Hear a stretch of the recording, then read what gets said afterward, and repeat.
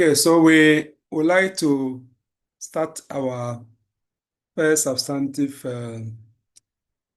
lecture within the scheme of the course outline that we introduced not too long ago.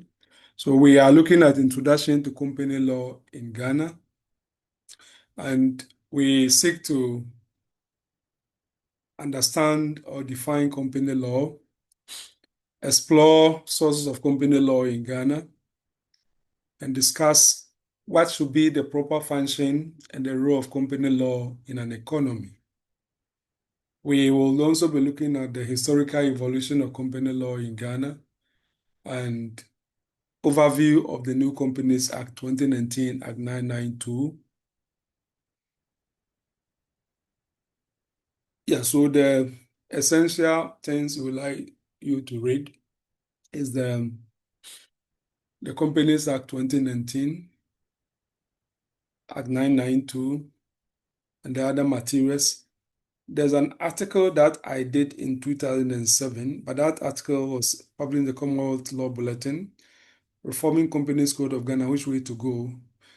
I'm updating it to reflect Act 992, but even before you get the updated version and going by the old published version, the substance of the arguments which are made are still relevant to even Act 992.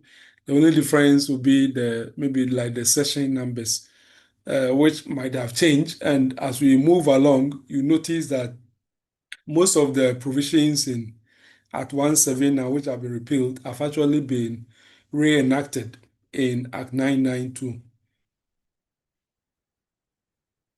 So cases we like you to look at the very outset, Salomon and Salomon, as I said, you should read it. Politics and Plastic Co Ltd, Okujetu and Irani Brothers, Adams and Tando, Henry George Cohen, Republic against Jamestown Circuit Court, Judge Expert Yano. So, what is company law? Well, providing definition in law is always a very tricky thing to do. And in fact, venerable jurists like Professor Hart has actually reminded us that words are very elastic, or use the phrase they are open-touched. That is to say that the same word may assume various meaning in various contexts. And again, when you are providing definition, there's a risk of overstating what should be part of it and also understating what should not be part of it. So these are some of the rare challenges which makes definition generally difficult in law.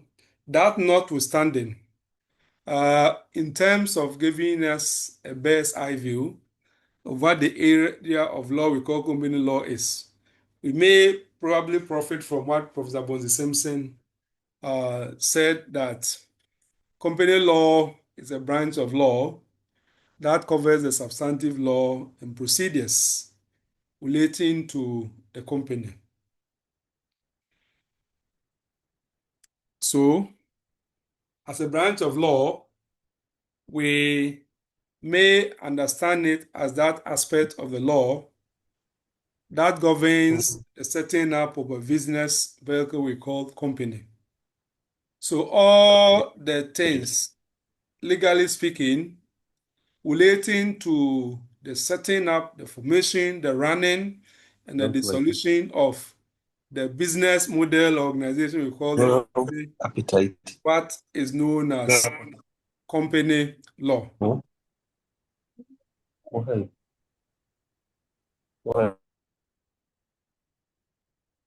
Some of you forget yourself, you leave your mic on. So I'm locking all the mic. If you want to speak, just raise up your hand so that I'll release your mic.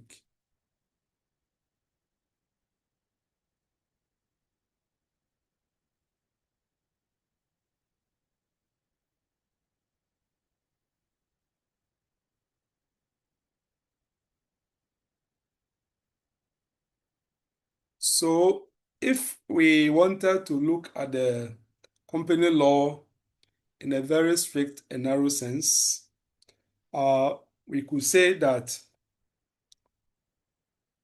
company law refers to the substantive law and procedures relating to the company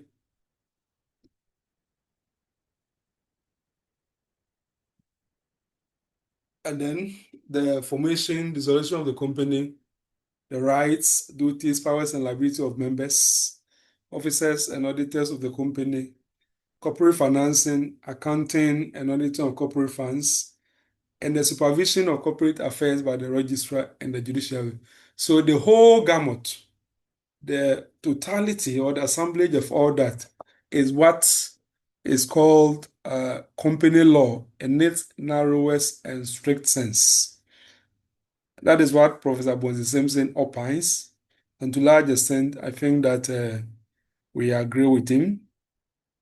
Then, in a broad sense, company law is widened and touches on a number of related disciplines such as contract law, agency law, and commercial law. And in fact, as we move along, you will come to appreciate that company law has an important interface with contract law. In the same way, it has an interface with agency law and commercial law. So before we move on, I want us to do just a little bit of brainstorming. How does company law, in its broad sense, relate to disciplines such as contract, agency, constitutional, administrative, and commercial law? Yes, any thought? Can you demonstrate how company law may be relevant to contract, agency, constitutional law, administrative, and commercial law? Anybody?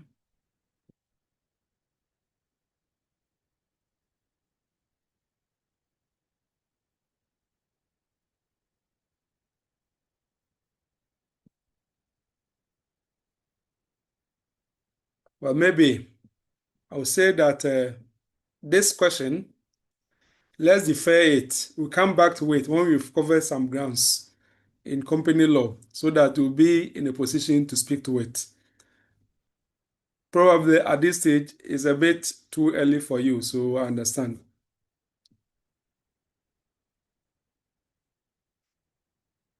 We would now like to explore sources of company law in Ghana. And by sources of company law, we are talking about where we derive the rules which constitute company law from. And these sources are statutory provisions, case law, and company law theory. So the statutory provisions state what the law is. The case law, of course, so as I indicated earlier on, company law is heavily, positive law. When we say positive law, law which has actually been posited, laid down. And in company law, there are no guessworks. If it is white, white. If it is black, it's black. There are no guessworks because it is highly legally positivist. Everything is prescribed in the law. So the statutory provisions state what the law is. The case law provides examples of how the statutes have been interpreted and applied in concrete cases when disputes have arisen. And the company law theory, as it were, explains why the law is what it is or why it should be otherwise. So in that respect, we may say a few more words about statute law as a source of company law. So in our jurisdiction, that is Ghana, the principal or the most important legislation regulating company law, or which forms the bedrock of company law, is what they call the Companies Act 2019 Act 992. And it is this legislation which prescribes the procedure for all incorporated companies. If you, I wish, and I not that I wish, I hope that you have your Companies Act with you now. So open to Section 1. If you look at Section 1 of your Companies Act, you notice that Section 1(1) of your Companies Act makes its provisions applicable to all companies in Ghana formed before or after the commencement of 2nd August 2019. So if you look at Section 1(1), the exact wording is this, quote, "Except as otherwise provided, this act applies to companies formed in a republic, whether before or after commencement of this act." So we'll be given the clear picture that the provisions of Act 992 are applicable to all companies that have been formed or registered in the Republic of Ghana. Now, if you look at,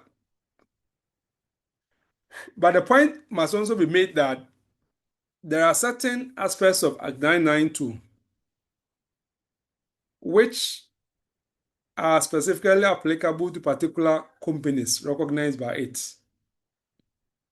So we have certain we have what you call the private companies and public companies. So there are certain provisions that may be applicable to private companies and not public companies. There are certain provisions which are applicable to company limited by shares and not other types of companies, or certain provisions which are applicable to companies formed outside Ghana and have a place of business in Ghana called the external companies. So let us keep that in mind. And again, if you look at Section 2, of your Companies Act 992, Section 2 has actually provided application of particular chapters. And it will say that Chapter 2 applies to all companies. Chapter 3 applies to private companies. Chapter 4 applies to public companies. Chapter 5 applies to external and non-Ghanaian companies. So what we are seeing is that, yes, if you read the long title of the Companies Act, if I say the long title, that is the statement immediately underneath the Companies Act 2019, it reads like this: "And now to amend and consolidate the law relating to companies, to establish the office of register of companies, and to provide for related matters." Yes, so no doubt, Act 992 in its long title, the statement of its purpose, is telling us that what this law seeks to do is to amend and consolidate, bring together the laws relating to companies. That notwithstanding, because we have different types of companies, there are certain provisions which have been also limited to affairs of those companies and not others. So that is what Section 2 is trying to remind us, and we have to keep that in mind. If you have a question as we move along, please you raise up your hand and then I will release your mic for you. Thank you.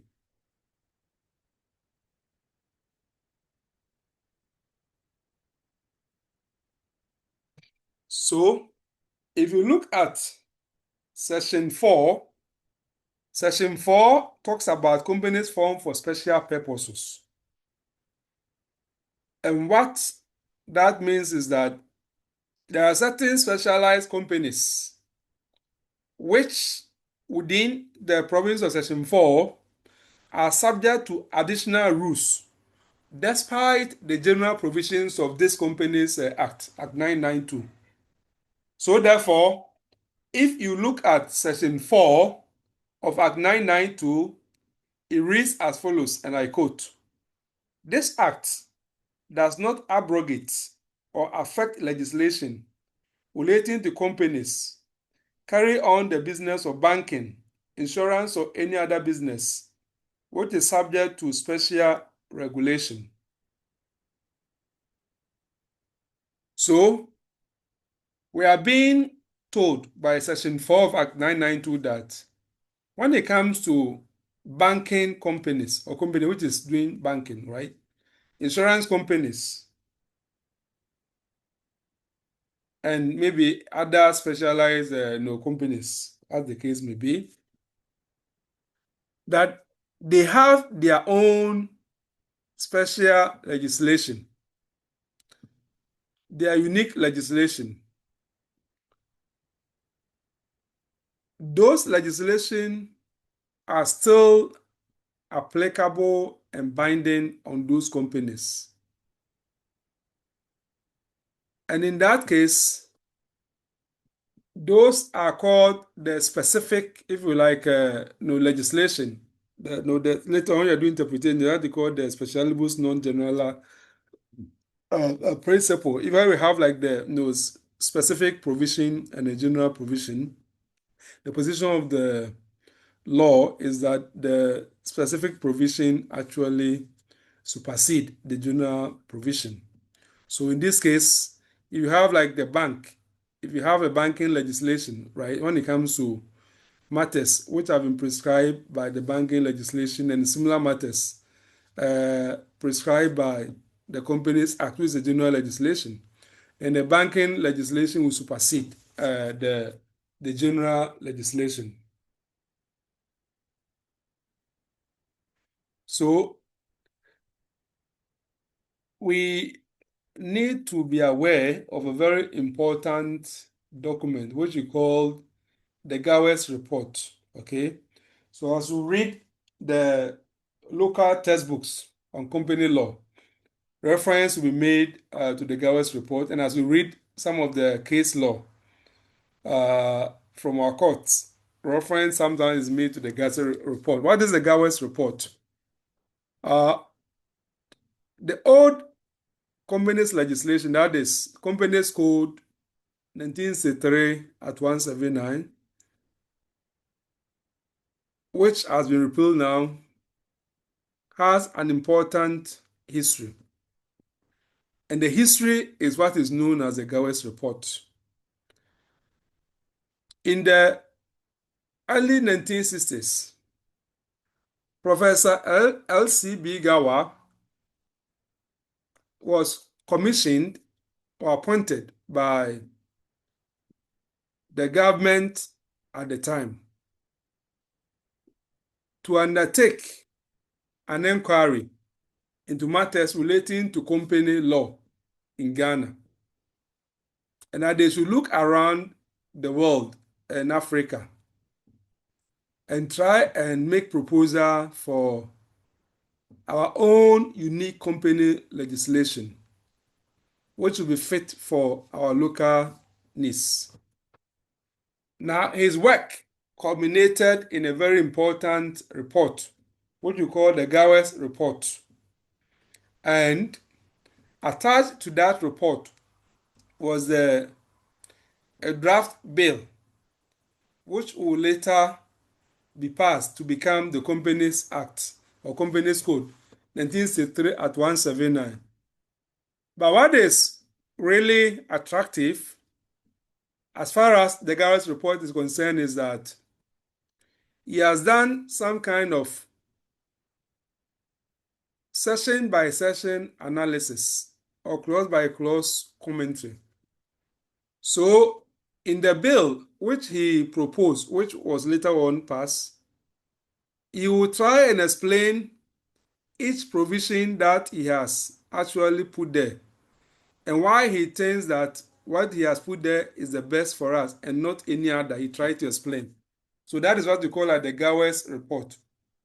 And if you look at the case law, you notice that there are times that the courts actually make reference to the Gower's report in order to understand what exactly this scholar and expert was thinking when he made this particular provision part of the law. And that is why in the Interpretation Act, and I hope you are all familiar with the Interpretation Act. The Interpretation Act is a legislation in Ghana passed in 2009 called Act 792. What it seeks to do is to provide for principles which will govern interpretation of legislation or enactments in Ghana.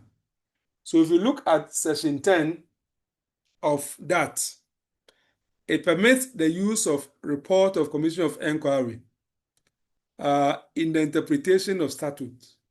So therefore, if there had been a Commission of Inquiry preceding the passage of any particular law, now where the need arises for that law to be interpreted, it is permissible for recourse to be had to the Commission's report, which preceded the making of the law. And that is what Section 10 is saying.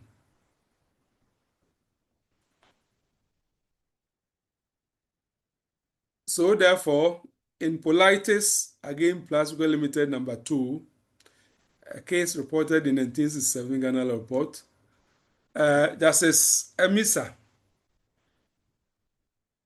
made reference to the Gower's report in attempting to interpret Section 185 of the repealed Act 179, which has now been reenacted as Section 176. Section 176 of the repealed Act. And before I move on, let me suggest to you that for you to benefit from the Gower's report and how it provides illumination for understanding certain aspects of our company's law, we may have to take seriously what is called the comparative table. So if you have your Act 992, please go to, I don't know the version of the print you're using, but if you have like the authorized version, which Assembly Press printed, if you look at page 16, excuse me, page 16, you will notice that there's a talk about comparative table.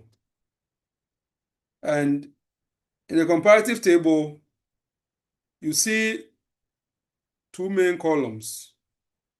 A column on Companies Act 1963 at 179, and a column on Companies Bill 2018, which has been passed as the Act 2019. So if, for example, you want to know the equivalent provision of a repealed provision of the repealed Act 179, so let's say that here we made mention of that in Politis against Plasco Limited, the relevant provision the court was trying to interpret was Section 185 of the repealed Act 179, okay? So let's go to Section 185. So Section 185, if you look at the table, it has been reenacted as Section 176 of the current Companies Act. The same thing also happened in the case of Okujetu against Irani Brothers. So as we read, you notice that the court made reference to the Gower's report.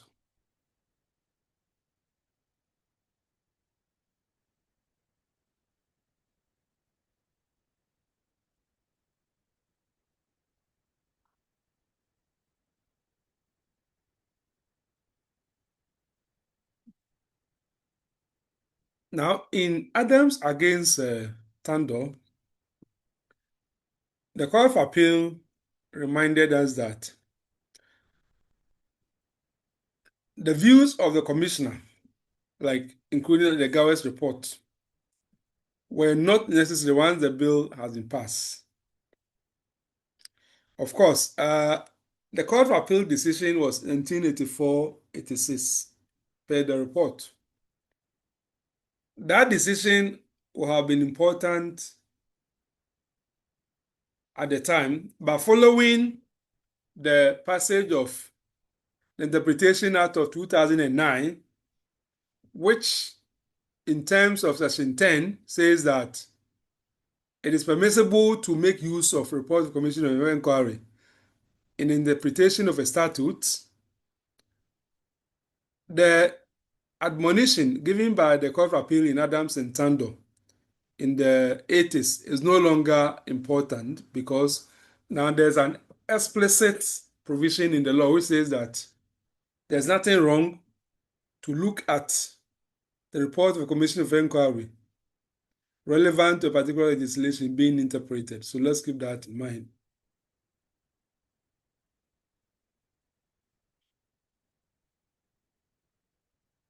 Now we talk about Section 4. We'll talk about Statute for Special Business. What is the relationship between the Companies Act 2019 Act 992 and other statute for special business? Now, as indicated earlier on, the provisions of a special statute takes precedence over the provisions of a general statute. So we have a Latin maxim that lex specialis derogat lex generalibus, simply meaning that if you have a general provision and then a specific provision, then the specific provision will supersede the general provision as far as the matter on hand is concerned. Now, Section 4 gives preeminence to special regulation over the general provision as indicated. And for that matter, where a legislation relating to banking, the business of banking or insurance, or any other business is saying something which is contrary to what the general company's legislation says, then it is what the specific legislation is saying which will actually prevail and not what the general company law is saying. So that is the point. So look at the old cases of Enraged George Cohen against Comet Construction, and then Republic against Jamestown Circuit Court S party Ano. I'll ask you questions about them. When I ask you to read, I mean you should actually read.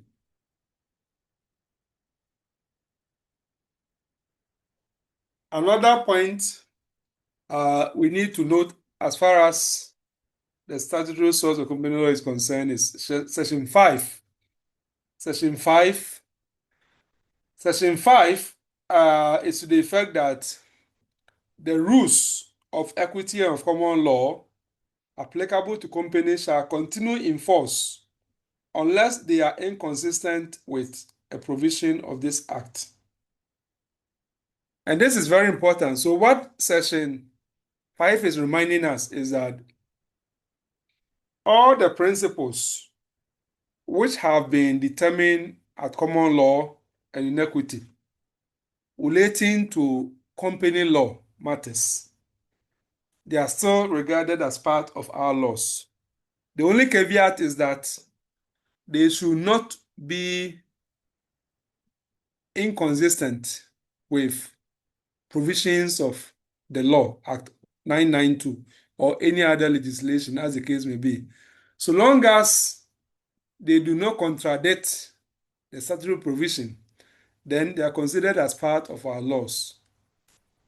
And it is very important to know that when it comes to, for example, if you have your legislation, go to Section 217. Somebody should read Section 217 for us. Section 217 of Act 992. Somebody should read it for us. I want to show you something.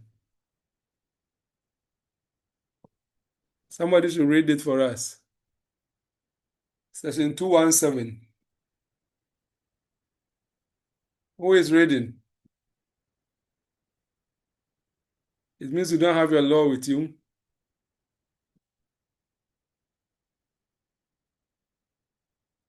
Whose hand is up? Okay, if you are not speaking, I'm going to pick people.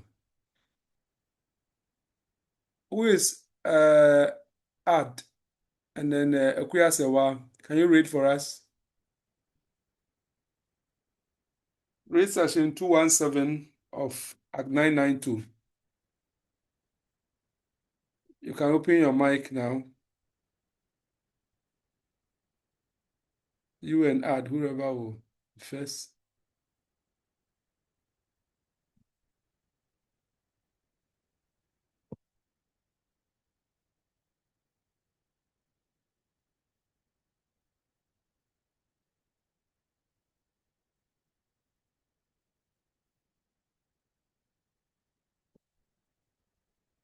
I think the Ad and Akuya, they are probably sleeping, so let's take another person. Albert.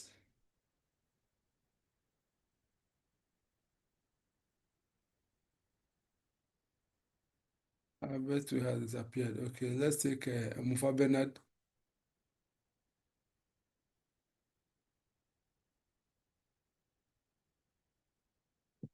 Mufa Bernard, read for us.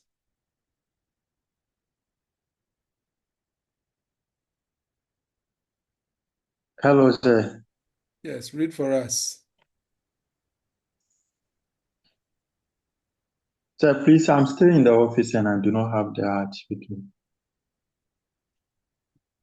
Okay.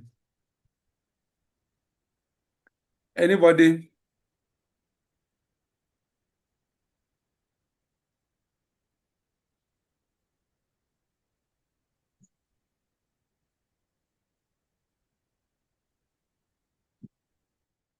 No glass or say also. Okay, we have somebody's hands up. Phyllis. Phyllis appear. Phyllis, go ahead. All right, so 217, general savings of existing laws relating to officers. The rights, duties, and liabilities of officers and agents of companies shall continue to be governed by the rules of common law and equity relating to principal and agent, and masters and servants, except in so far as those rules are not inconsistent with the express provision of this act. Thank you. Good, thank you, Phyllis. Yes, so that is it. So when it comes to directors, for example, or liabilities of officers, we are told that the principles which we know that govern the relationship between principal and agent, okay, the duties and rights of agent and principal, they are mutatis mutandis applicable to directors and other officers, so long as they are not inconsistent with the express provision of Act 992. So that provokes the question: is Act 992 a legislative codification of existing corporate rules of equity and common law?